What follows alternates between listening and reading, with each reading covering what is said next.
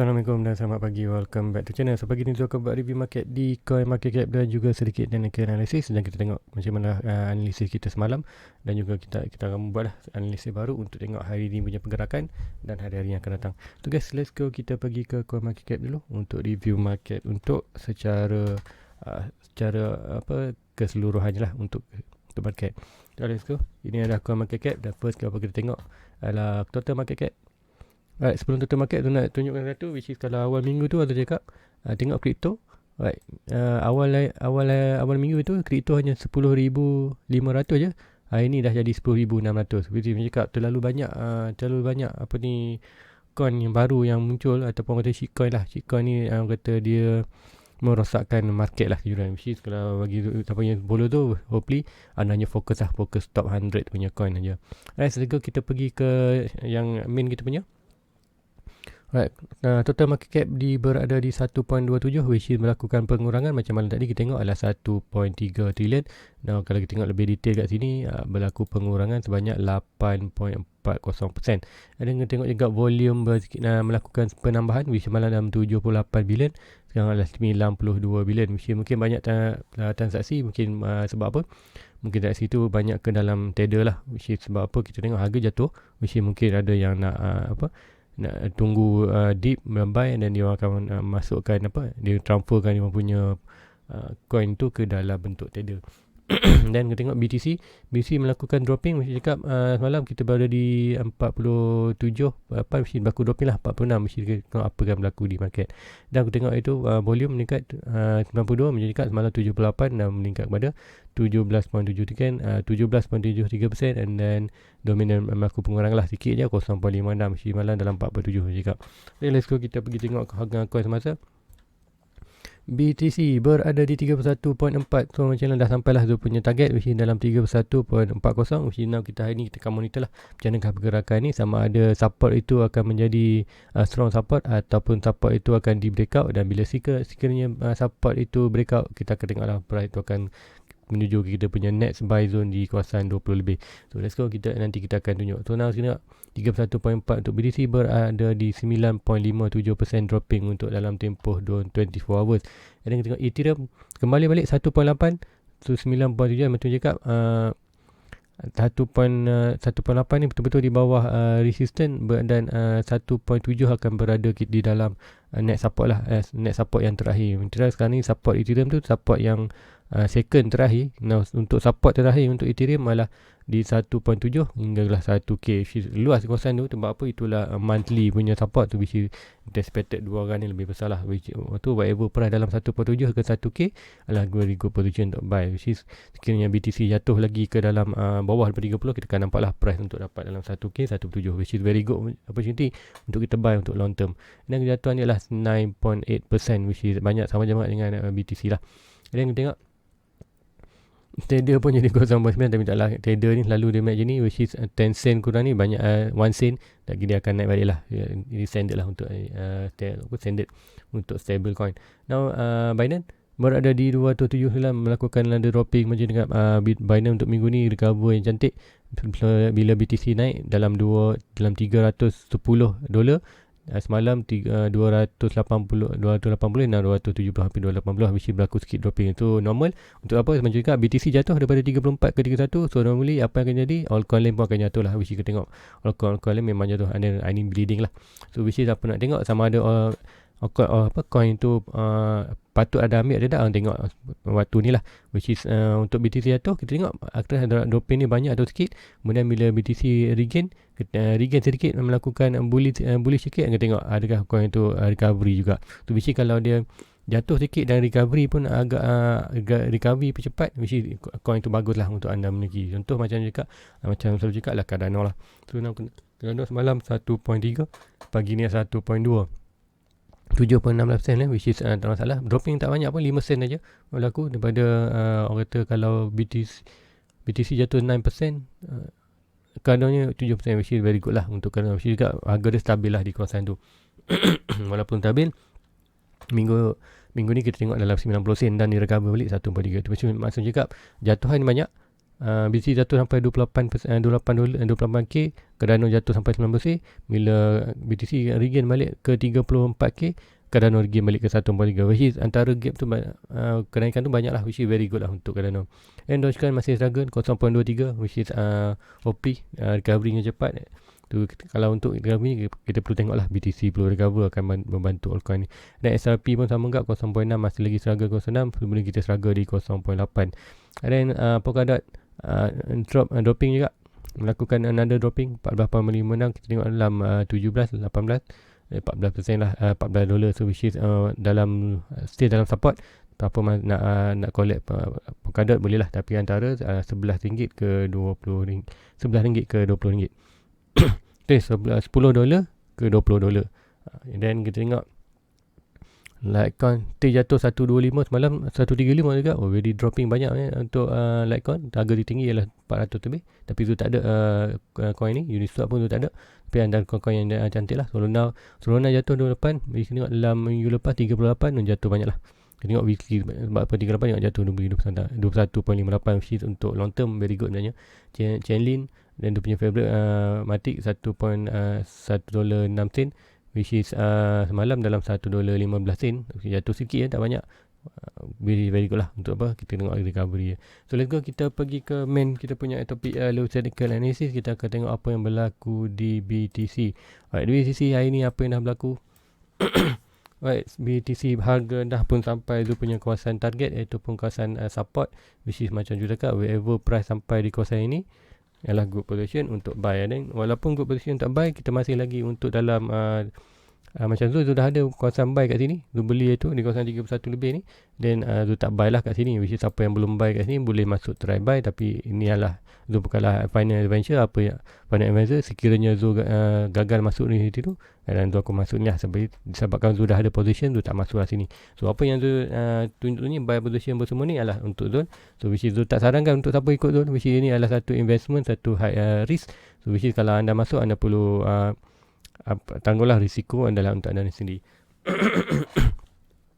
Alright, kita tengok apa yang berlaku untuk ni. So now apa yang macam cakap, kita berada di pattern ni.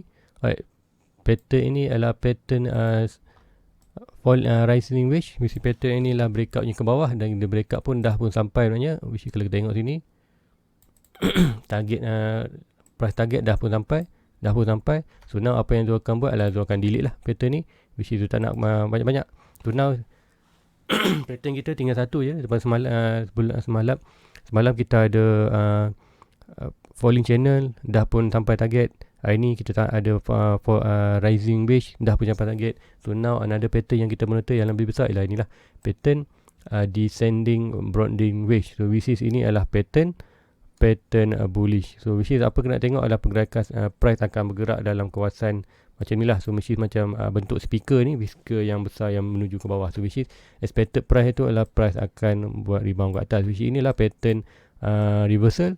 Apa tu reversal? Sekiranya price tu berada di bawah, price itu akan buat reverse trend ke atas. So which is kita ada di kawasan bawah bear, which is possible untuk price tu naik atas. Tapi apa yang kita tengok sekarang ni probably price itu akan bound di kawasan ni. Macam cakap, kita perlu, sebab kita dah jatuh hampir ke 28, so kita perlu provide dulu support yang kuat lah, which is apa yang tu nak expected kat sini lah. Probably price tu boleh jatuh hampir ke dalam ni lah, which is kita ada lower tu ada sampai 28 tu, which is 28 ni.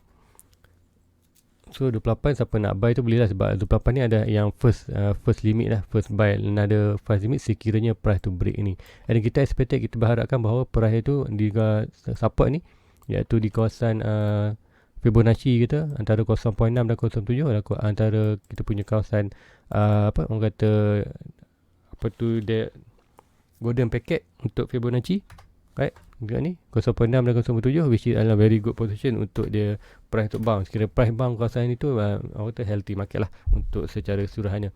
So bila kita hopefully price itu melakukan bounce dan melakukan balik kenaikan dan break kita punya higher high ni, which is bila break higher high ni automatic kita akan break trend line, which is very good lah. Itu tanda yang bagus lah untuk apa kita akan masuk balik ke kawasan bullish, dan probably kita akan pergi untuk test sekali lagi di kawasan 42. Dan kita tengok kiranya berlaku rejection, kita akan tengok price tu ke bawah. Now sebabkan berada di kawasan bearish, So price basuh delivery kita masih lagi expected untuk target ni.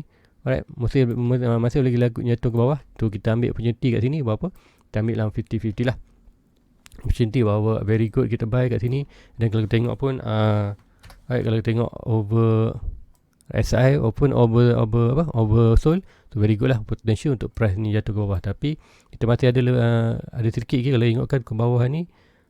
Alright, biru dah sampai. Alright, tak masalah. Which mungkin kita tak nampak lah. Which is expectedkan dia akan melakukan bounce lah kat sini. Jadi apa yang perlu kita kembang adalah di sini. Alright, siapa nak belajar stock RSI boleh tulis dalam buku. So RSI kita tengok ada dua, iaitu kita pakai RSI stock 3 dan 14. 13 tu ada ni lah line biru dan merah ni. So kita tengok apa yang nak berlaku sekiranya price tu nak melakukan rebound. Kita tengok perlu garisan biru ni perlu cross garisan merah ni, perlu macam ni lah. Jadi tengok biru cross merah dan harga akan jatuh. Contohnya kalau ini biru cross merah, harga kau akan naik atas, which is itulah. Tapi ingat price tu masih lagi buat macam ni. So sekira buat macam ni, probably apa yang akan berlaku di chart probably juga akan berlaku seperti ini. So price boleh lagi di dropping, dia naik, kemudian dia buat another bawah, another drop. Sebab apa? Kita ada low kali kat sini lah 28. Walaupun dia shadow, kita jangan ambil ringan ke shadow tu. Sebab shadow pun kadang dia boleh jadi sebagai kita punya kawasan ni lah, kawasan support. Which is macam tu selalunya shadow tu tak tinggal lah. Untuk crypto tu tak tinggal shadow, which is setiap pair tu dia ada berlainan. Which is dalam forex kadang-kadang shadow tu sebagai ni je. Kita tak perlu ambil berat pun untuk shadow tu. Tapi kalau untuk untuk dalam crypto, untuk tu kita perlu ambil lah. Kita perlu ambil sebagai perhatian lah shadow ni, which is untuk selama perhatian tu shadow ni efek besar jugalah. So now apa yang kita expected, okay, kita ada dua. Alright, pembeli adakah akan berlaku lagi macam ni? Okay, tak perlu. So kita hanya monitor satu pattern je. Which is kalau Zul ada pattern nanti, Zul akan detect, Zul akan share lah di Facebook. Macam ni, Zul please like dia punya, follow dia punya Facebook juga. Link ada di bawah untuk perkembangan terkini lah dan maklumat terkini. So buat kita tunggu lah ialah ni. Kita tengok price ni adakah berlaku. So very good position untuk price itu bounce maknanya. Sebab apa? Kita berada di kawasan oversold. Alright, mungkin tu boleh zoom sikit sini. Alright, so di bawah ni kita berada di kawasan oversold. So kita hanya perlu tunggu line biru close merah. So which kita akan ada potential kenaikan lah pasti. Tapi masih bercakap ini adalah kata momentum downtrend, masih lagi berjaga. Sebab apa? Kita dah buat higher low sini. So higher low ni adalah lebih low daripada low yang bawah ni. Right, kita buat higher low ni lebih low pada bawah ni. So apa yang expected adalah untuk tengok adalah higher high, lower low, higher low, lower low. So ini masih lagi expected walaupun ada buy kan ni. Ingat, walaupun ada buy sini masih lagi potential bawah. Tak masalah. Sekiranya berlaku bounce dari sini, kita akan profit. Tapi sekiranya berlaku ke bawah, tak masalah, kita akan accumulate more coin dengan kawasan-kawasan buy kita, which is macam tu cakap. Untuk kawasan buy anda perlu tarik Fibonacci. So swing low to swing high. Dan anda tengok lah, first target adalah di 1. Right, first target adalah di 1. Kalau 1 ni lah sama balik dengan kita punya low sini, low shadow ni. So which is dalam 28.6. Second yang tu lebih suka adalah di 1.2 dan 1.6. Selalunya untuk 1.2 lah dia akan hit. Untuk jika dalam bawah ni 1.2 ni memang selalunya akan di hit dah. Mungkin tak sampai dalam 26 point, mungkin 26 atas sikit 27. Tapi kalau tak nak terlepas, kalau 26.7 ni mungkin boleh set di 27 lah. Dalam 27 pun kat 27k kan, mesti very good lah kalau dapat 27k. Walaupun dah drop sikit tak salah. And net target adalah 24. Macam cakap, ada target di 26, 24 dan 20. So 28 ni tu tak balas. Sebab apa? Terlalu dekat dengan tu punya position 31. And then macam cakap 31 ni tu masuk banyak sikit, bukan untuk dollar cost average tu, untuk long term. So buy banyak sikit, which is untuk 26 dan 24.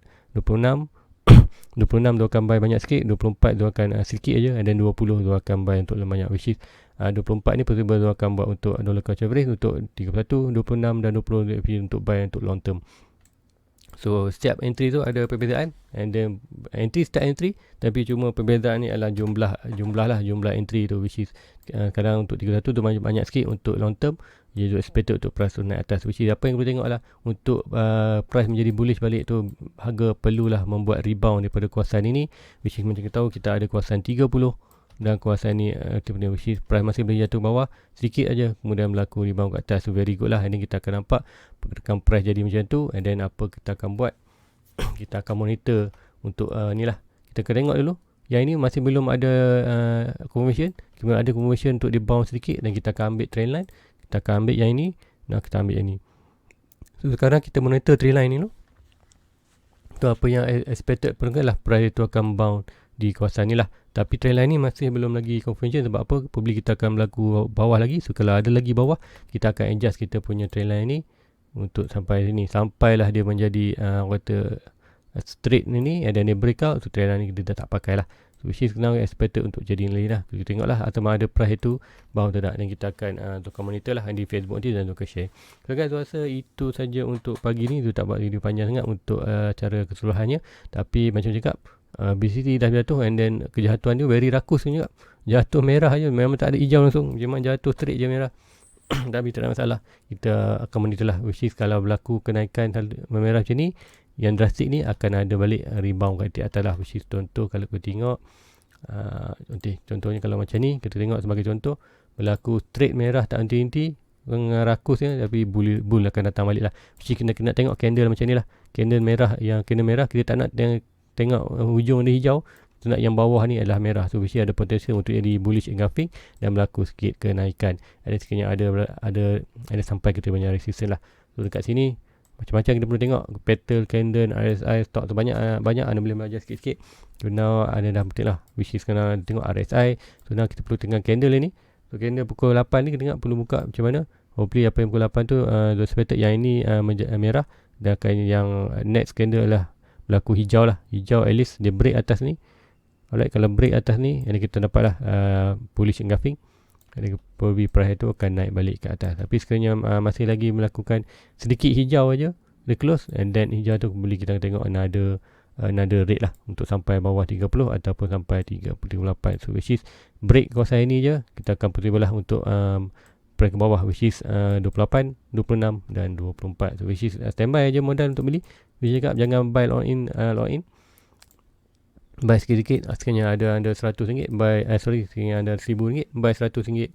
Right, orang kata buy RM100 kawasan ini, buy RM100, buy 100, buy 100. Which is anda tak lepas untuk buy dip.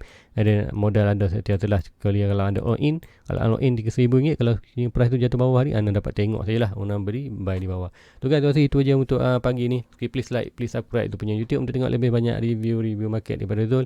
Dan yang penting lah cara Zul technical analysis, dan Zul akan ajar adalah which is ada sebarang channel, boleh anda komen. Dan very good lagi anda komen di Facebook Zul dengan screenshot anda punya chatting, dan boleh tanyalah pendapat Zul, which is Zul akan komen dan akan ajarlah apa yang ada kesilapan itu. Okay, itu aja untuk pagi ni. Jumpa lagi malam nanti untuk review, dan jumpa di Facebook. Assalamualaikum. Bye bye. Everybody get your fucking hands up.